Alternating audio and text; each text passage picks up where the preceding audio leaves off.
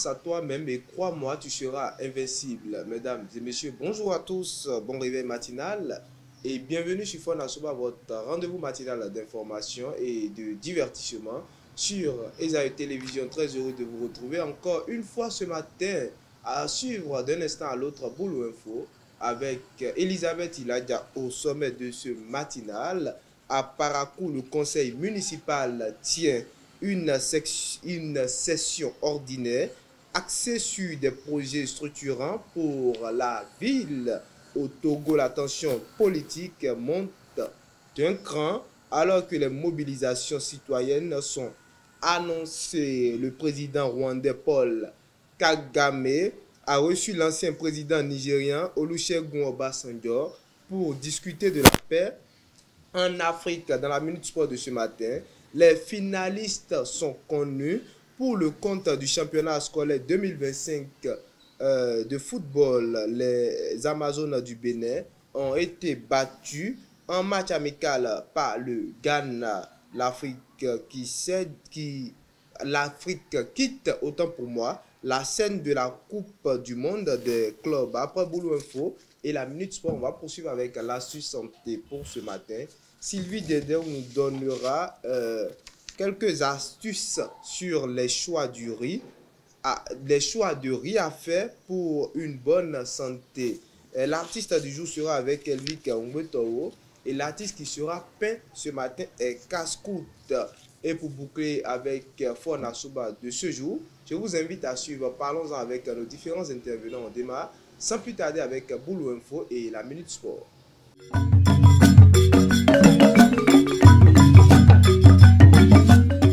À Parakou, le conseil municipal tient une session extraordinaire axée sur des projets structurants pour la ville. Boulot Info, c'est avec vous, Elisabeth Iladia. Bonjour. Bonjour Moudi. Bonjour à toutes et à tous et bienvenue dans Boulot Info. La deuxième session extraordinaire du conseil municipal de Parakou pour l'année 2025 s'est tenue ce mardi 24 juin avec la participation de 17 conseillers sur 31. 5 points majeurs étaient à l'ordre du jour, dont la validation du premier collectif budgétaire et des projets liés à la salubrité et au numérique. La session, ouverte par le maire Inoussa Zime Djabi, a également été marquée par un hommage au conseiller Romain Bacho, récemment décédé. Un accident impliquant une voiture et un taxi-moto s'est produit ce mardi 24 juin à Parakou, près du bureau du 3e arrondissement, sans fait de victimes graves. Selon les témoins, l'accident pourrait être lié à un excès de vitesse ou à l'éclatement de pneus. Ce nouvel incident remet sur la table la question du respect du code de la route et de la régulation de la circulation en milieu urbain. La santé visuelle est de plus en plus menacée, surtout chez les enfants, souvent confrontés à un usage excessif des écrans. Pourquoi tant de jeunes portent-ils désormais des verres correcteurs? Quelles sont les causes des troubles de la vision et comment les prévenir? Chudekael Aklino, spécialiste en vue, répond à ces interrogations au micro de Mouidine Lawani et Sylvie Dédéo. Il faut faire la nuance entre les maladies de l'œil et les défauts visuels, puisque ce sont les défauts visuels que nous traitons ici. Donc, au nom de ces défauts visuels, je peux dire que nous en avons souvent au moins 5 que nous rencontrons ici, que nous prenons en charge. Il y a la myopie, la presbytie, l'hypermétropie, l'astigmatisme et la photophobie. Ces défauts visuels peuvent être congénitaux. Donc, celui qui l'a hérité de ses parents ne veut pas contrôler ce défaut-là. Donc déjà là, le défaut est déjà présent, il naît avec et il faut une prise en charge. Également, il faut dire qu'il y a des enfants dont les parents offrent des smartphones, des tablettes déjà à 8 ans, 9 ans, sans pour autant suivre les enfants dans l'usage de ces smartphones-là. Alors que ces téléphones-là ont leurs bienfaits, mais également ont des influences négatives sur la vision. Déjà à l'âge de 8 ans, un enfant devrait déjà faire son premier dépistage auprès d'un ophtalmologue ou bien d'abord faire au moins au minimum un test de vue pour avoir une idée de sa vision. Pour pouvoir protéger les yeux des enfants, je conseille beaucoup plus aux parents de leur donner des aliments riches en vitamine A et en oméga 3 pour faciliter le bon fonctionnement de l'organisme d'abord de l'enfant et aussi assurer une fonction oculaire normale.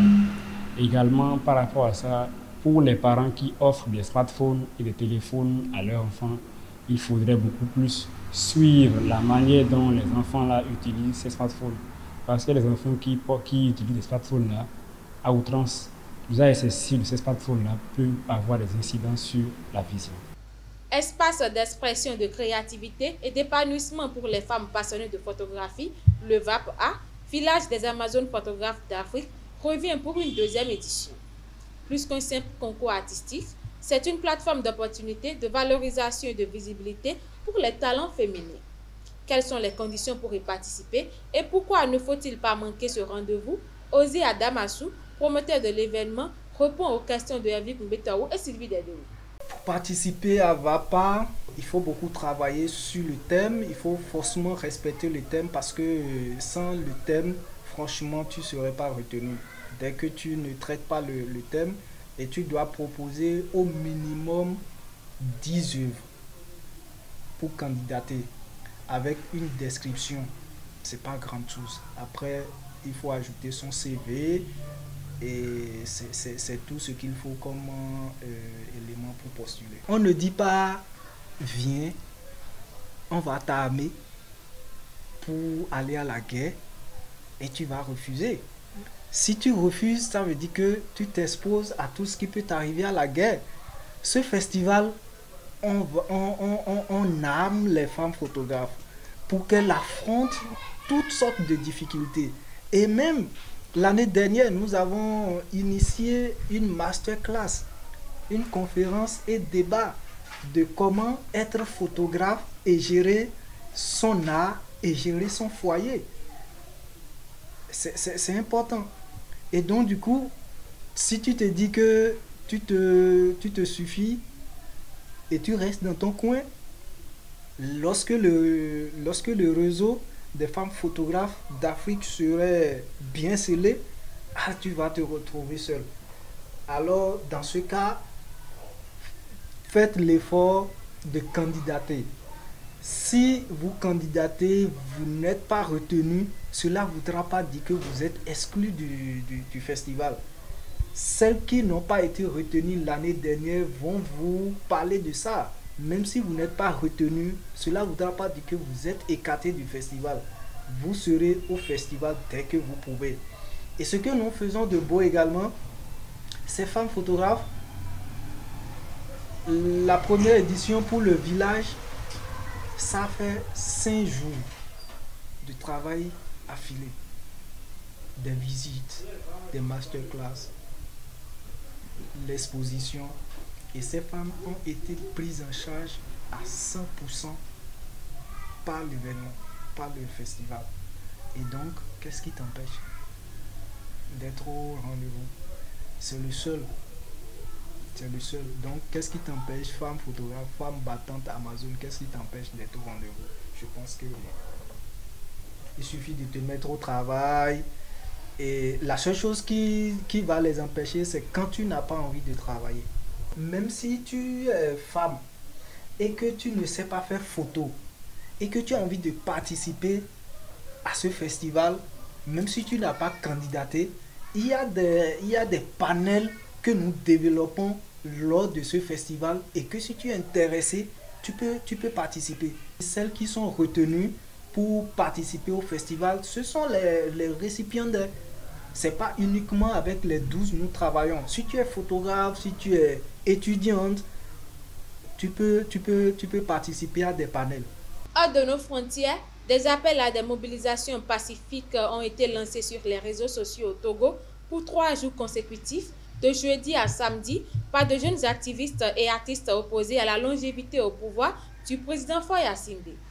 Ces mouvements interviennent dans un contexte de crise politique liée à l'adoption d'une nouvelle constitution contestée.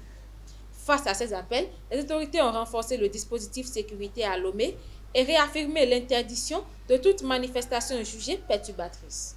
À Kigali, Paul Kagame a rencontré Olusegun Obasanjo, facilitateur du processus de paix pour l'Est de la RDC, afin d'échanger sur la situation sécuritaire et humanitaire dans la région. L'ancien président nigérian, mandaté par l'ONU, a souligné l'importance du respect des accords pour une paix durable. Les deux hommes ont également évoqué d'autres enjeux africains majeurs, réaffirmant leur engagement en faveur de la stabilité et du développement sur le continent. C'est tout pour Boulot Info de ce matin. Merci de votre attention. Merci à vous, Elisabeth Iladia, pour l'actualité matinale. Chers internautes, la Minute Sport, c'est avec Elvic Mbetao.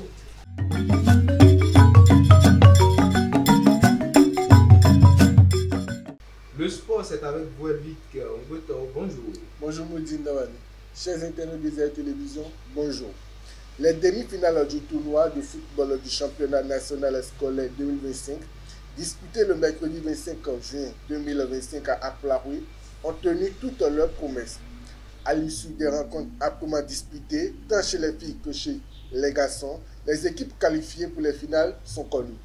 Chez les filles U15, le CEG1 Basila a décroché son billet pour la finale en venant à bout du CEG2 Kandi sur le plus petit des scores. Dès la 3e minute, Faïdat Abdou a inscrit l'unique but de la rencontre, suffisant pour propulser son équipe en finale. Dans l'autre demi-finale, le duel entre le lycée Mathieu Bouquet et le CEG Toviklin a été haletant. Après un score de 2 buts partout, à la fin du temps réglementaire, la décision s'est faite lors de la séance des tirs au but, avec une victoire 3 tirs à 2 pour le CEG Toviklin. Pourtant, Lydie Afanou, la buteuse du lycée Mathieu Bouquet, avait scié un doublé à la 12e et à la 23e minute, mais les réalisations de Christine Sossou à la 15e minute et Hortense Épée ont permis aux joueuses de Toviklin d'arracher l'égalisation avant de s'imposer au tir au but. La finale se jouera entre le CEG1 Basila et le CEG Toviklin. Du côté des garçons U15, la première demi-finale a vu le CEG Zé s'imposer face au CEG Malanville grâce à un but précoce de Ludovic Bossou, auteur d'une réalisation à la 10e minute. Une avance que l'équipe du département de l'Atlantique a préservée jusqu'au bout du sifflet final. De l'autre côté, le CEG1 Basila a signé une performance solide contre le CEG Natitengo. C'est Issifou Salman qui a offert la victoire à son équipe à la 35e minute, envoyant ainsi Basila en finale masculine, tout comme chez les filles. La finale chez les garçons se jouera entre le CEG Zé et le CEG1 Basila. Rendez-vous donné ce samedi au stade Omnisport d'Aplaroui pour vivre les belles finales. Les Amazones ont été battues par les Black Queens ce mercredi 25 juin 2025 sur la pelouse du complexe sportif de Zaïda pour leur premier match amical en terre marocaine. Mené très tôt dès la 4e minute, les Amazones ont réussi à renverser le score par l'entremise de Odo Bedissi à la 11e minute sur coup franc. À la 37e minute, elle va scorer à nouveau pour permettre au Bénin de passer devant. Dans la foulée, le Ghana obtient un penalty qui sera stoppé par la gardienne béninoise Alassane Sourakatou. 1-2 à la pause. Du retour des vestiaires, les Black Queens qui préparent activement la CAN féminine 2025 qui débute le 5 juillet vont réagir rapidement et égalisent à la 55e minute. Elles vont ensuite prendre l'avantage suite à 2 buts inscrits à la 110e et à la 81e minute. Ghana 4, le Bénin 2. Abdoulal Ouzerou et ses pouliches vont retourner au travail afin de corriger les imperfections avant le deuxième match amical prévu contre les championnes d'Afrique en titre, à savoir l'Afrique du Sud. Les Amazones et les Bayana vont croiser les crampons le dimanche 29 juillet prochain. Ce mercredi 25 juin 2025, les finales pour l'ascension à la 3e division ont livré le verdict. Kaba FC et Léopard FC sont les deux nouveaux clubs promus. À Parakou, Kaba FC a assuré l'essentiel en disposant de l'Aigle Omnisport de Boycon sur le plus petit des scores, 1-0. L'unique but de la rencontre a été marqué dès la 8e minute, suffisant pour sceller la victoire et offrir à l'équipe son billet pour la 3e division. Du côté de l'Okosa, le suspense a été total entre Léopard FC et AS Dauphin. Après un match spectaculaire, soldé par un score de 2 buts partout, ce sont finalement les Léopards qui se sont imposés au tir au but. Ils décrochent ainsi eux aussi la montée en 3e division. Et pour boucler la Minute Sport, Al-Ali, Mamelodi Sundowns, Espérance de Tunis et Wydad Casablanca, les 4 représentants africains ont tous été éliminés dès la phase de groupe de la Coupe du monde des clubs. Aucun club du continent n'a réussi à atteindre les huitièmes de finale. Un tournoi à oublier pour les supporters du continent, mais aussi plein d'enseignements à tirer. C'est tout pour la Minute Sport. Merci à vous, Elvic Ngwetoro, pour l'actualité sportive de ce matin, chers internautes. À présent, l'astuce santé, c'est avec Sylvie Dédéo.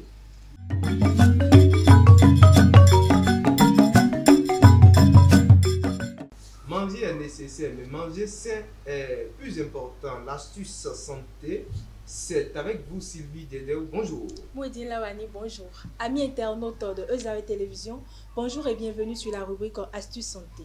Le riz, pourtant perçu comme sain, peut contenir des substances dangereuses. Arsenic inorganique, cancérogène avéré, résidus de pesticides comme le tébuconazole et la cyperméthrine, toxiques pour la reproduction et potentiellement cancéreuses.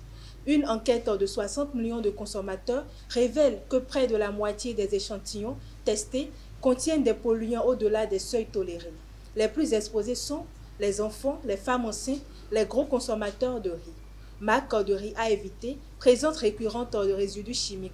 Riz long, Incolab U, riz parfumé Leader Price, riz long blanc Carrefour Bio, riz basmati Comtesse du Barry, riz long grain Benz original.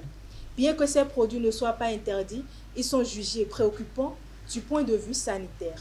Quelle vie privilégiée alors? Riz bio moins exposé aux pesticides, autant pour moi. Riz basmatique indien ou pakistanais, souvent plus pauvre en arsenic. Astuce de cuisson. Bien rincer le riz avant cuisson, le cuire dans beaucoup d'eau, comme des pâtes pour éliminer une partie des contaminants. Conclusion santé. Le riz n'est pas un aliment à bannir, mais il faut être vigilant sur la marque, l'origine et les méthodes de préparation pour éviter les toxines cachées. Adopter ces bons réflexes réduit les risques pour la santé à long terme. C'est tout pour la santé de ce matin. Une question pour vous, Sylvie Dédéo. Donc, on doit éviter les pointillinis, c'est ça? Non, pas les pointillinis. Vous avez bien dit riz long. J'en mange aussi, juste que bon, il ne faut pas exagérer, c'est pas bon pour la santé. C'est pourtant... Oui. Le goût, à cause du goût, je ne peux pas m'en empêcher. C'est appétissant. Merci à vous, Sylvie Dédéo, pour l'astuce santé. Chers internautes, à présent, Elvic Ngwetoro, une fois encore pour l'artiste du jour.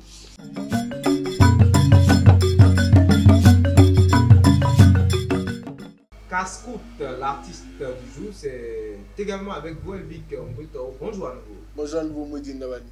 Internaute des Eusave Télévision, bonjour à nouveau.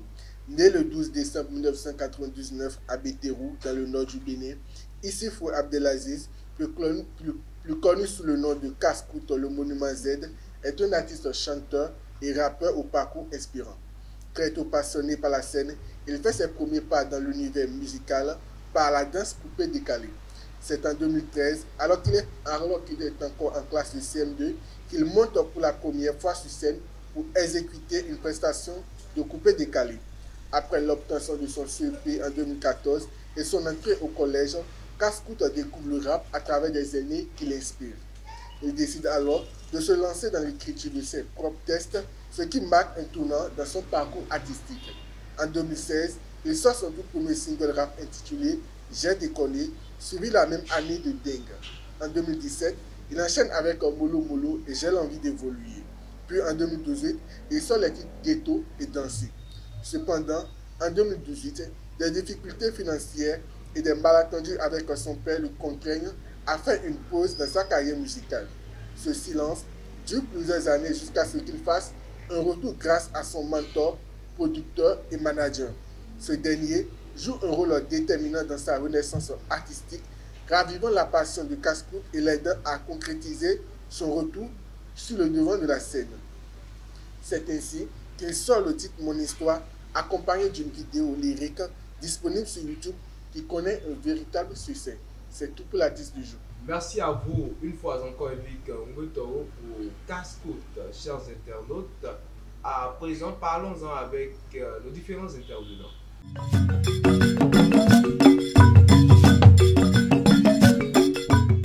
Être parent sans être marié, normalisation ou déclin des valeurs.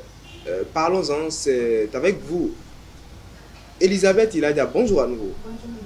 Et vous également, Sylvie Dédéo, bonjour à nouveau. Bonjour à nous, Midi. Alors, être parent, Sylvie, je m'adresse à vous. être parent sans être marié, est-ce une normalisation ou un déclin des valeurs? Donc pour moi, c'est un déclin de valeur. C'est un déclin des valeurs. C'est un déclin des valeurs. Elisabeth Iladia, être parent sans être marié. Moi, je dirais plutôt qu'on a normalisé ça. Pourquoi dites-vous qu'on a normalisé ça? Bon, c'est simple, il faut juste voir et il faut juste observer un peu l'entourage. Et il y a tellement de couples qui ne sont pas mariés, mais vivent dans la même maison, comme il y a 5 enfants, alors qu'ils ne sont même pas mariés, même pas fiancés en fait. Et puis, le plus, c'est que quand quelqu'un veut dire, bon, pourquoi vous ne voulez pas marier, des trucs comme ça, on te dit que est-ce que toi, est-ce que tes parents sont mariés? Et même les femmes le disent en fait. Donc je crois qu'aujourd'hui, là, on a un peu tendance à normaliser ça en fait. Déjà, Sylvie, avant de revenir sur votre opinion, être parent sans être marié, vous pouvez nous expliquer cette situation? Être parent sans être marié, bon, je prends les enseignes, je suppose que bon, j'ai des enfants sans aller devant le maire ou bien sans dot, ni mariage. D'accord, vous vivez en couple, donc le concubinage. Voilà, sans vraiment aller devant le maire, comme on le dit. D'accord, ce matin vous dites que c'est un déclin des valeurs, pourquoi?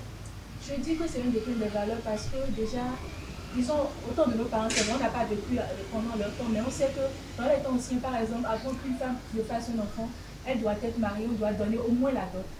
Et je crois qu'aujourd'hui, la pratique là n'est pas réellement respectée, quoi. Et les jeunes filles aussi, je dirais que c'est vraiment à cause de nous jeunes, parce que déjà, on s'en fout dans des relations, même quand les parents nous parlent, on dit bon, on l'aime et tout. Donc c'est souvent cette même situation-là qui amène le fait que bon, il y a beaucoup de mères célibataires même. Déjà, je vais parler de mères célibataires, même avant de parler de couple sans être marié. Voilà, donc c'est un peu ça. Et puis, je dirais aussi que quand on parle les femmes, on a fait de messieurs célibataires. En fait, même dans d'autres milieux, on attend à ce que la fille tombe enceinte et puis met d'abord au monde avant qu'on ne fasse le mariage, c'est-à-dire le jour de la cérémonie de sortie d'enfant en fait. Parce que maintenant, on se dit que peut-être que si la personne se marie, mais peut-être que la personne n'aura pas d'enfant. Et on se dit, bon, on est au Bénin, on est en Afrique. Vaut mieux prendre les précautions. En même temps, donc, mais peut-être à votre par exemple maintenant, et moi je connais des personnes qui sont mariées le jour. Pourquoi spécialement? Pourquoi spécialement? J'ai plus vécu là-bas en fait. Donc, je connais des gens qui se sont mariés le jour de la cérémonie de sortie d'enfant en fait. C'est-à-dire que de l'aîné. Je ne parle bien sûr de l'aîné. Donc en réalité, on se dit que bon, c'est un peu plus risqué maintenant de se marier sans vraiment avoir d'enfants. Donc, on normalise un peu le fait d'avoir des enfants sans être marié. Alors que c'est ça qui fait que, bon, il y a tellement de mères célibataires aujourd'hui, en fait. C'est une raison pour laquelle... Je crois que c'est aussi la faute aux aînés aussi. Je suppose que j'ai plus de 30 ans, que je n'ai pas un enfant. On me dira par exemple, bon, même si tu ne veux pas te marier, aie au moins un enfant, aie au moins une progéniture. Et en tout cas, un enfant qui serait là pour toi. Bon, c'est la première fois que j'entends ça. Moi, je connais un proche à moi. Un aîné qui dit que même si tu ne veux pas te marier, il faut au moins avoir un enfant. Moi, à 30 ans, je crois que cette année, elle a 30 ans. Mais comme elle n'avait pas en tout cas un fiancé ou bien un truc comme ça, les parents lui ont dit, mais fais un enfant d'abord, tu as au moins un enfant. Et ce qui est bizarre, c'est qu'elle a en gré mal choisi le marier pendant la grossesse, elle a dû supporter tout seul. Parce qu'on lui a dit, fais au moins un enfant, parce que ton âge avance après, et peut-être 35 ans, 40 ans, tu peux ne plus avoir un enfant. Mais se marier ou pas, est-ce que ce n'est pas un choix? Puisque parfois, on sait que quand on se marie, on est lié à vie. Maintenant, tout le monde n'aime pas être lié à quelqu'un. Mais le problème, c'est que si vous ne voulez pas être lié à quelqu'un, pourquoi vous faites des choses de grand? Et pourquoi vous voulez forcément avoir d'enfants? Parce qu'il y a même d'autres hommes qui disent aux femmes que bon, tombe d'abord enceinte. Et puis, après, on verra la suite. En réalité, c'est comme un piège. Tu n'as pas envie de te marier, tu as envie. Et tu as envie d'avoir des enfants, mais tu n'as pas envie d'être en relation avec quelqu'un. En quelque sorte, d'être responsable. Tu as envie d'être père et puis d'être en même temps et quoi, le jupon dans la rue en fait. Vous allez toujours loin. Je peux dire aussi que c'est peut-être l'école aussi qui amène ça. Parce que je prends l'exemple d'une fille par exemple qui veut être médecin par exemple. Elle doit avoir en tout cas, elle doit faire le primaire et en tout cas aller en secondaire. Venir à l'université, faire 7 ans d'abord. Maintenant, elle a fait, voilà que son âge avance déjà. Il y a tout ça aussi, en tout cas, qui amène le fait que bon, les gens, ils ont des enfants sans se marier réellement. Quoi. Donc, maintenant, Elisabeth, un instant d'abord. Vous avez fini, vous avez terminé? Non, Elisabeth, est-ce qu'il y a des risques en ce qui concerne ces parents-là qui ont des enfants et sans être mariés, Mais cette s'il y a situation, des risques, dans quel il y risque a des risques. Par exemple, maintenant, si peut-être, moi, je me dis que bon, parce que j'aime cet homme, par exemple, maintenant, qu'il veut devenir père, mais il n'a pas encore envie de m'épouser. Je viens d'alors, en fait, et puis je tombe enceinte, je commence pas à avoir des enfants. Moi, je peux être là, et puis il irait poser une femme qu'il aime dehors. Et moi, je serai là. Peut-être que c'est quand il va mourir maintenant. On n'oublie jamais, on n'oublie jamais celle avec qui on a eu des enfants. Ah, on oublie parfois, on oublie. Donc en réalité, il ne faut pas faire confiance aveuglément à quelqu'un. Mais on voit des situations maintenant. Un père de famille qui abandonne sa femme et ses enfants, bon, sa concubine et ses enfants pour aller épouser une autre femme et puis s'installer quelque part. Donc en laissant sa femme et ses enfants, là en fait, vous pensez que bon, il n'y a pas de ces cas. Il y a aussi une erreur que les femmes commettent, c'est de croire que bon, si je lui fais des enfants, par exemple, elle ne va pas m'abandonner. C'est une erreur à ne pas faire au fait. Pas. Si, mais la personne ne dépose pas réellement. C'est pourtant normal quand je vous fais des enfants, je ne peux pas vous oublier. D'abord, je ne peux pas. Peut-être que c'est vous, votre mentalité à vous, mais il y a beaucoup d'hommes. Mais le fait de tomber enceinte de lui ne fera pas en sorte qu'il reste au fait. Tant qu'il ne vous aime pas et qu'il n'avait pas l'intention, en tout cas, de passer le restant de sa vie avec vous. Parce que les hommes, par exemple, quand ils n'aiment pas, en tout cas, comment dirais-je, s'engager réellement, quoi. Les hommes sont un peu différents. Donc, ils n'aiment pas s'engager réellement quand ils ne sont pas amoureux. Donc, je suppose que je tombe enceinte de cet homme-là, je me dis, bon, il restera à la touche parce qu'ils sont enceintes. Vous pensez ça? Il peut même me laisser souffrir pendant la grossesse jusqu'à la fin. Exactement, c'est pourquoi il y a des mères célibataires. Elles n'ont pas choisi d'être mères célibataires. Il y a des pères célibataires, il y a des pères célibataires également. S'il y a père célibataire, c'est qu'il y a mère célibataire forcément. C'est père célibataire avec les enfants en plus. Quand on parle de père célibataire, vous n'avez jamais jamais eu un souci dans le couple. Comme le cas de la mère célibataire.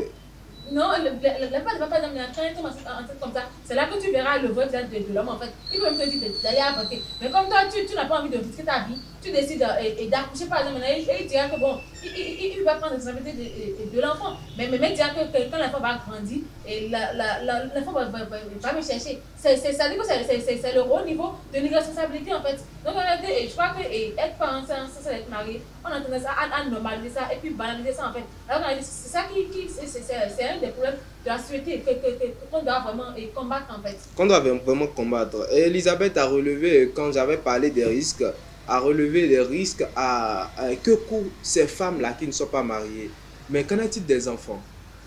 Déjà, je crois que les enfants peuvent avoir des problèmes. C'est vrai, il y a des couples qui ne sont pas mariés, qui sont en concubinage, où l'amour règne et tout. Donc les enfants sont en tout cas en sécurité avec une bonne éducation et tout. Mais je prends le cas par exemple où l'homme, c'est un père irresponsable en gré, qui abandonne les enfants par la suite. Là, c'est la femme qui souffre.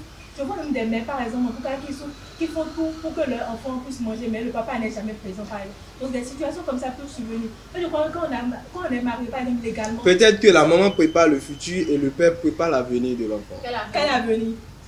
C'est l'avenir, si tu n'es pas là, si tu n'es pas présent. D'accord, allez-y. Je crois que pour éduquer les enfants, il faut que les deux parents soient présents. Maintenant, quand les parents sont mariés, pas légalement, je crois que ça réduit légèrement le risque. Et au fait, la femme aussi est plus en sécurité. C'est que bon, au fait, genre, ce que mon mari a, c'est pour moi également et pour mes enfants. Donc, s'il arrivait que quelque chose arrivait dans le futur, par exemple, où le mari, en tout cas, casse sa vie en clé, donc la femme sait que bon, en tout cas, elle est en sécurité. Au fait, il n'y a pas une famille qui viendra et dit bon, sors de la maison, tu n'es pas marié, ou bien une deuxième femme qui viendra de loin et dit bon, j'étais mariée légalement à cet homme. Donc, c'est en tout cas beaucoup plus sécurisant. En fait. On a dit ce matin que c'est Elisabeth, pour elle, elle pense que être parent sans être marié, c'est une normalisation. Et Sylvie pense que c'est un déclin des valeurs. Mais est-ce que vous ne pensez pas que c'est parfois un choix? On décide de ne sais pas, hein, d'être avec quelqu'un, mais de ne jamais l'épouser. De ne jamais. Moi, je crois que c'est plutôt ce choix, c'est souvent les hommes qui font souvent ce choix-là. Parce que une femme qui bon, peut-être que vous êtes en couple depuis des années, par exemple, maintenant qu'on tombe enceinte et puis accouche, je ne sais pas ce qui peut pousser cette Elisabeth, femme-là on vous reçoit plus. Donc, allez doucement. Donc, je ne sais pas ce qui peut pousser cette femme-là à refuser la demande en mariage, en fait. C'est-à-dire que tu as déjà tu as un enfant avec le gars, vous vous aimez, vous vivez ensemble. Je ne sais pas ce qui peut pousser cette femme à refuser la demande en mariage du gars. Sauf si, bon, elle ne voit plus d'avenir avec la personne en question. Sinon, en réalité, mais il y a des situations où on voit, malgré qu'il y a d'enfants, l'amour continue entre les deux partenaires et l'homme décide de s'engager avec la femme. Mais c'est la femme qui refuse. Elle dit, elle veut, c'est très rare. C'est pas parce que quelque chose est rare que ça n'existe pas. Je trouve un peu bizarre qu'une femme, par exemple, accepte d'avoir un enfant, un homme, Elle dit par exemple qu'on ne veut pas qu'on contrôle sa vie. Vous n'avez jamais entendu cela. Mais si tu vis déjà sous le toit de quelqu'un, et tu vas déjà le lien avec quelqu'un, c'est que contrôle déjà ta vie, tu te lèves le matin plus le petit déjeuner, le soir le dîner. Ce n'est pas la même chose quand on est marié. Mais si c'est la même chose, tu vis avec la personne, et puis tu es comme ça voici en fait. Donc que vous soyez marié ou pas, tu accomplis, tu as les mêmes responsabilités. Donc à quoi ça sert de ne pas se marier? Je vous souhaite le mariage, Elisabeth Iladia. Merci à vous, Sylvie Dédéo. Merci, Elisabeth Iladia. Je vous souhaite le mariage également. Mais au moins dites amen. Vous ne voulez pas vous marier? Je n'ai pas dit ça, mais bon, pas vous déjà de la chers internautes, je rappelle le sujet. Être parent sans être marié, normalisation ou déclin des valeurs. Pour Elisabeth, c'est une normalisation. Et Sylvie, un déclin des valeurs. Voilà, nous sommes à la fin de Parlons-en et de Fona Souba de ce matin. Chers internautes, merci d'être restés avec nous jusqu'au bout. À très bientôt.